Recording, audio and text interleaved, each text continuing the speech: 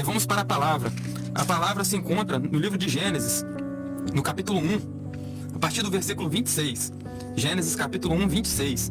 E disse Deus: façamos o homem, nossa imagem, conforme a nossa semelhança, e domine sobre os peixes do mar, e sobre as aves do céu, e sobre o gado, sobre toda a terra, e sobre todo réptil que se move sobre a terra. E criou Deus o homem à sua imagem, a imagem de Deus o criou. Homem e mulher criou. E Deus os abençoou, e Deus lhe disse: frutificai, multiplicai-vos e enchei a terra. Sujeitai e dominai sobre todos os peixes do mar, aves do céu, sobre todo animal que se move sobre a terra.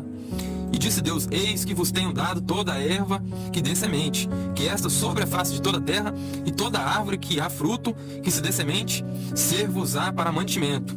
E todo o animal da terra, e toda ave, e todo réptil, e toda alma vivente, toda a erva verde será para mantimento. E assim foi. E Deus viu tudo quanto tinha feito, e eis que era muito bom. E foi a tarde e a manhã do sexto dia.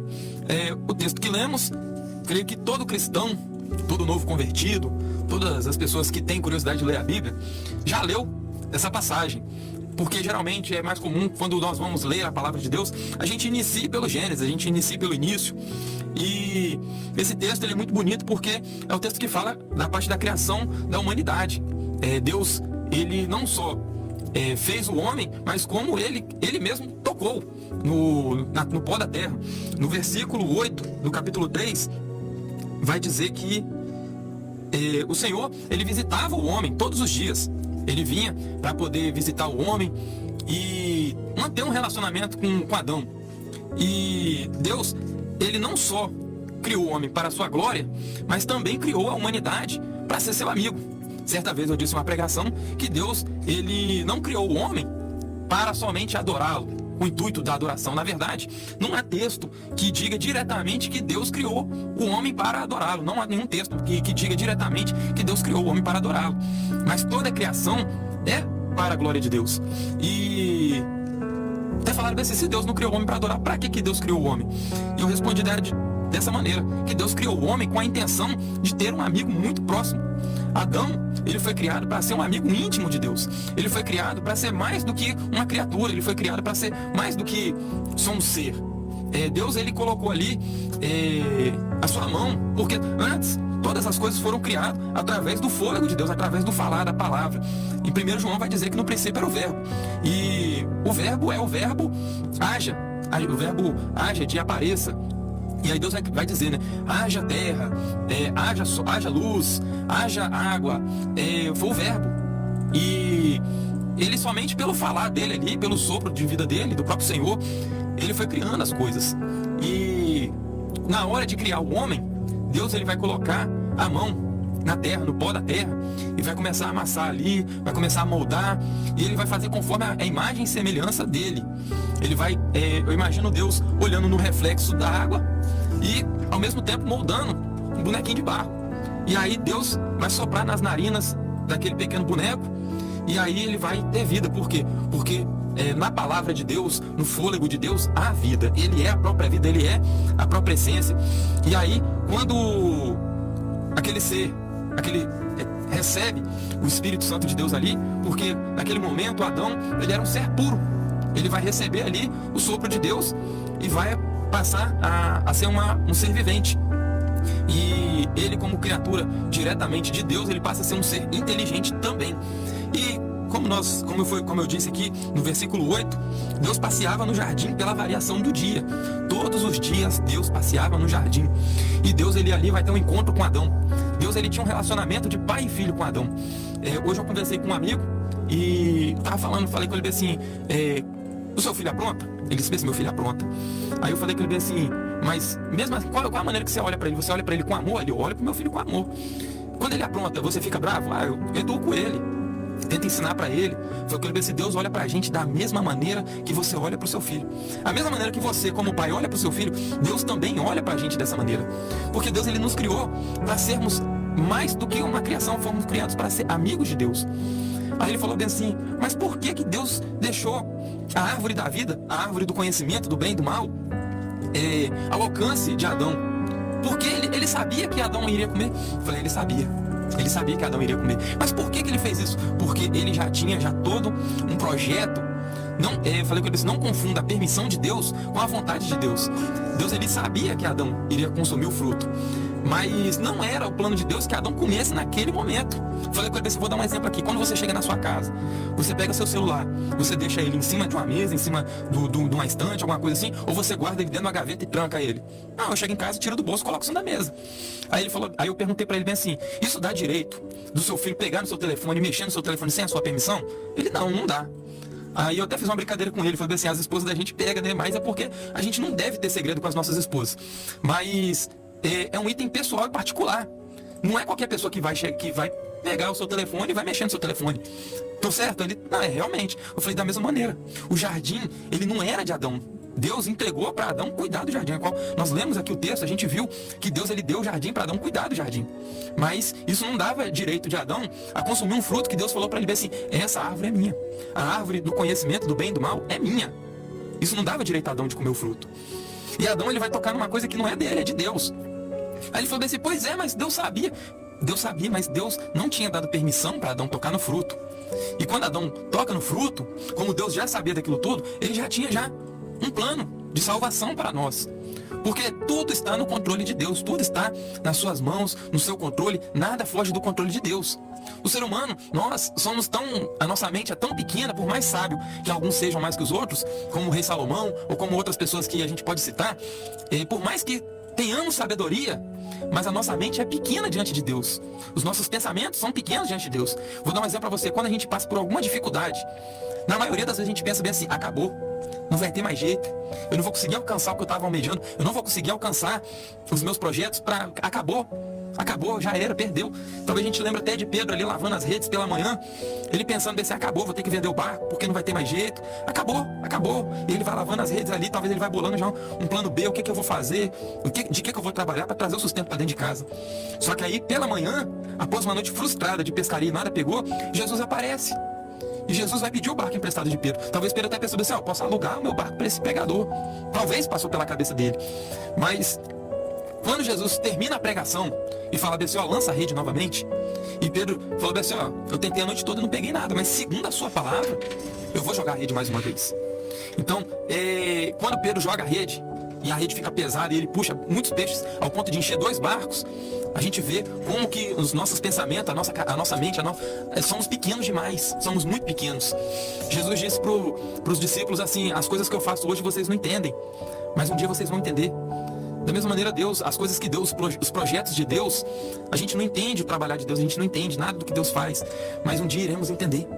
E Adão ali, quando ele toca naquele fruto, ele come daquele fruto, ele perde o relacionamento com Deus. Porque o que mantinha ele próximo de Deus era a sua santidade.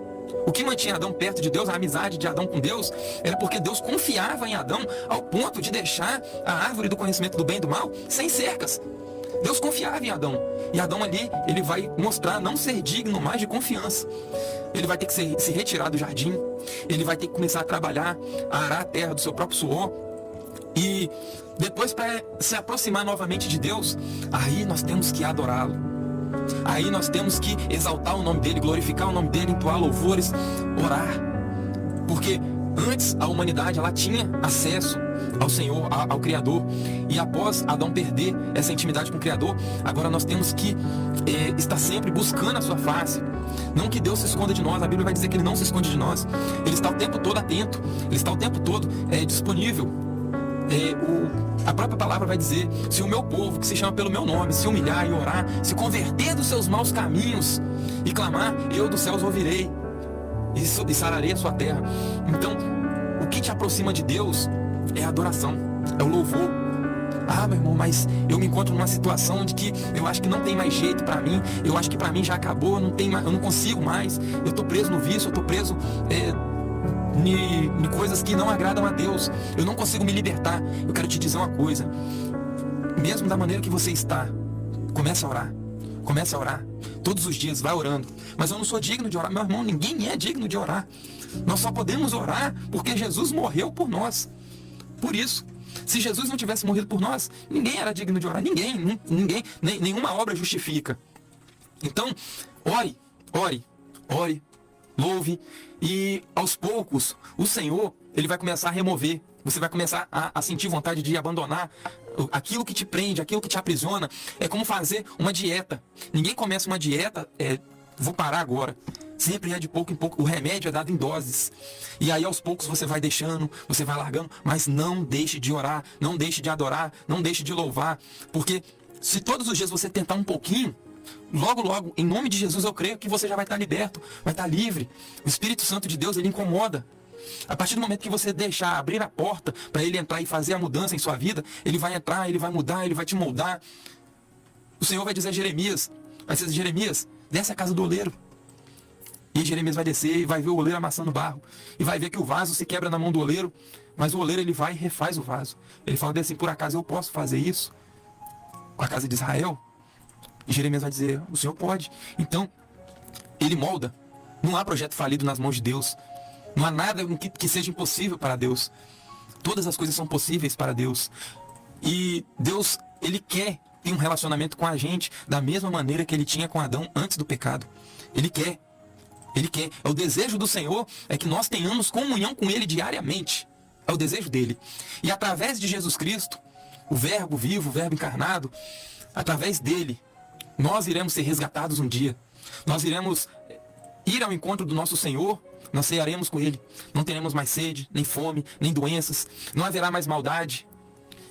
Esse meu amigo me perguntou hoje, falou se você acha justo um criminoso fazer mal para a sociedade e Deus tem o poder de exterminar ele, Deus não fazer nada. Eu falei com ele, meu amigo, a nossa vida é um sopro, é um vapor. Um vapor, a água está ali empoçada. O sol bate na água, a água evapora. Assim é a nossa vida. No piscar de olhos, estamos aqui vivos hoje, mas eu posso atravessar a rua ali e um caminhão tirar minha vida. Eu posso dar uma parada cardíaca e o Senhor me levar. Estamos aqui só de passagem. Essas maldades que a humanidade faz é por causa da descendência de Adão. Porque nós herdamos isso de Adão. É o pecado que entrou no mundo. É o pecado que logo após Caim mata seu irmão Abel. E aí o sangue penetra na terra. E a terra vai se contaminando com a maldade. Só que Deus ele ainda quer que eu e você ainda nos arrependemos de nossos pecados. A intenção do Senhor é essa. E quando Jesus voltar, nós temos que estar preparados. Nós temos que estar de vigia, aguardando. Nós temos que estar vigiando. A palavra vai dizer bem assim, bem-aventurado é aquele que for encontrado vigiando. Então, meu irmão, minha irmã, busque a Deus. Busque a Deus. Peça ajuda. Eu não consigo sozinho, peça ajuda. Peça para alguém te ajudar em oração. Peça para alguém te ajudar a te ouvir. Peça ajuda. E se ninguém quiser te ouvir, se ninguém tiver tempo para te ouvir, peça a Deus. A Deus, eu sei que eu não mereço, mas me ajuda. Me ajuda. E o Senhor, ele vai te ajudar. Ele vai te ajudar. E um dia, quando Jesus voltar, tudo isso vai passar, você vai receber um novo corpo. Um corpo corruptível, onde você não vai sentir mais essas necessidades. Você não vai sentir mais a necessidade de pecar, porque o seu corpo vai ser transformado. Você vai ser uma nova criatura. Então, entrega seu caminho ao Senhor, confia nele e ele tudo fará. Eu quero orar com você. Feche seus olhos. Se entregue ao Senhor, porque Ele tem muito para fazer por você. Senhor Deus e eterno Pai, meu Deus, a Tua palavra foi pregada, Senhor. Meu Deus, que todo ouvinte, meu Pai, todo telespectador, Senhor, que estiver através do Facebook, Senhor, assistindo, ó Pai, só vai de encontro, meu Deus, com essa pessoa, Senhor. O Senhor conhece o interior de cada um, ó Pai. O Senhor conhece, meu Pai, o caminhar, Senhor, o deitar e o levantar, Senhor. Fortalece, Senhor, dá força, meu Pai. Meu Deus, aquele que estiver caído, Senhor, levanta, ó Deus. Aquele que estiver em pé, Senhor Deus, mantém firme, Senhor, para que não caia, meu Deus. Meu Pai, esteja conosco, meu Deus, de dia e de noite, ó Pai. Repreende todo mal, Senhor, repreende todo espírito maligno, Senhor, todo espírito das trevas, Senhor, todo espírito de vício, meu Pai, venha ser repreendido em nome do Teu Filho Jesus, Senhor. Meu Deus, cremos na vitória, assim oramos e te agradecemos em nome de Jesus.